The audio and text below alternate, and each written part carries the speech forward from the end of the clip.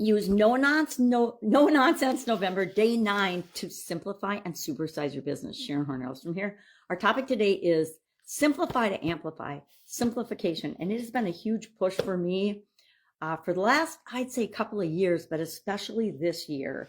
I have gotten to the point where the overcomplicated hodgepodging of everything that I do in all the different ways that I do it was getting really, really old. So one of the first things I did was I streamlined my content creation. And instead of having 3 different topics every day, I decided that I was going to take the annual challenge that I do anyway and fit that to supersize your business. And so that's what I've done. I talk about the same topic, but tweaked for the audience every day. So in Supersize Your Business, I talk about the topic simplification to create the business that we want. And then for the Be a Better You annual challenge, we talk about, well, how does this apply to our personal life?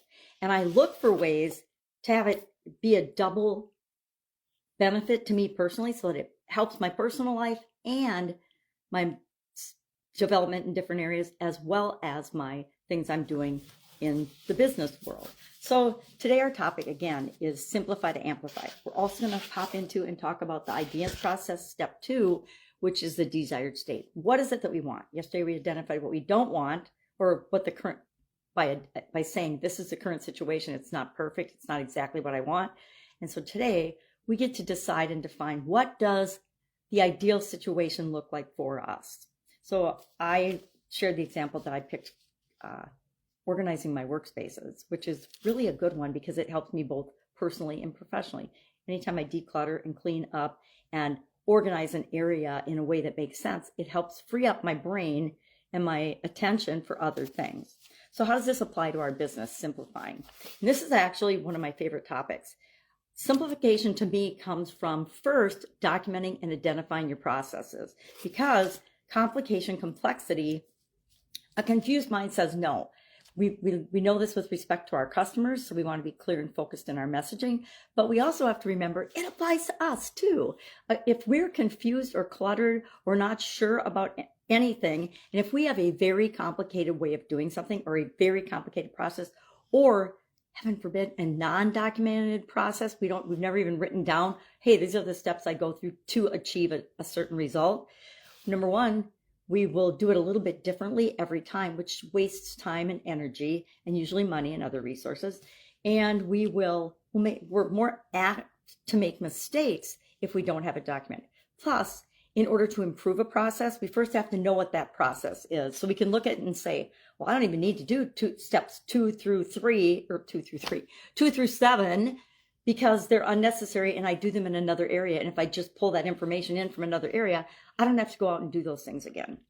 So we want to remember that, for example, in our businesses, if we can cut any unused steps out of our process, or any steps that are redundant, or steps that another department or another division actually does, that we could just get the information from them. It just streamlines and makes the process, number one, simpler, but also faster, more efficient, and more effective. And I'm all about that. Being a quality engineer, my whole 25 years in corporate America was about, how do we identify what we're doing? How does it work and fit with the big picture? And then how do we make it more efficient, more effective, producing the results that we want, which is the whole quality aspect, in the least amount of time possible to serve the people that we're here to serve better. So today, think about at least one process or one thing that you do. And I'd say pick the most important thing that you are responsible for doing and look at that process today. If you don't have it documented, start writing it down right now. If you need help with that, I actually wrote a book on it, probably 20 years ago now, and I would be glad to share that. It's how do you actually identify your processes step by step, and then how do you go about improving those processes? I document all my processes, and at least annually I review them. I review them annually, or whenever there's a change that impacts that process. Learned that in corporate America as a quality engineer, learned it in my different jobs and roles, and then applied it to the businesses that I've owned and operated, because I know what a powerful tool it is to get exponentially faster results than other people. So today, all we're going to do is we're going to pick one process, one thing that we do, share it in the comments below, and then when you've done it, when you've looked at it, at least either documented or looked at it just say how you felt about the process. Let's talk about how we actually felt about the process. Was it hard? Was it easy? Are you so relieved that you did it now, etc.? But make sure that we're cutting out any unnecessary steps. I'm going to eliminate those because they just take up resources that we don't need to use. And by resources, I mean time, energy, other people's effort, our own effort. And we want to get rid of those. Focus on the essential things and make sure they're included. But if it's non-essential and it doesn't add value, why are we doing it in the first place? And then we want to simplify for speed and sanity. I know that helps me anyway. It's one of the reasons I'm moving to the school platform, is because I can do everything in one place. And I don't have to hodgepodge things I call it Frankensteining or hodgepodging, when I have to put a bunch of different systems and processes and platforms and things together. It's just so much time and energy and effort. And there's so many more distractions that I'm way less efficient. So this is why I'm making that move. All right.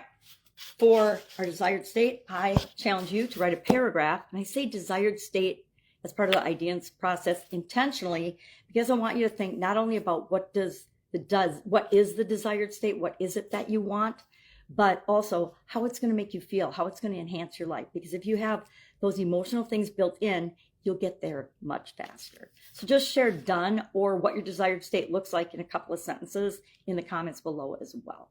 And if you want or need any help with any of this today, processes, simplifying, or identifying your desired state, please just ask.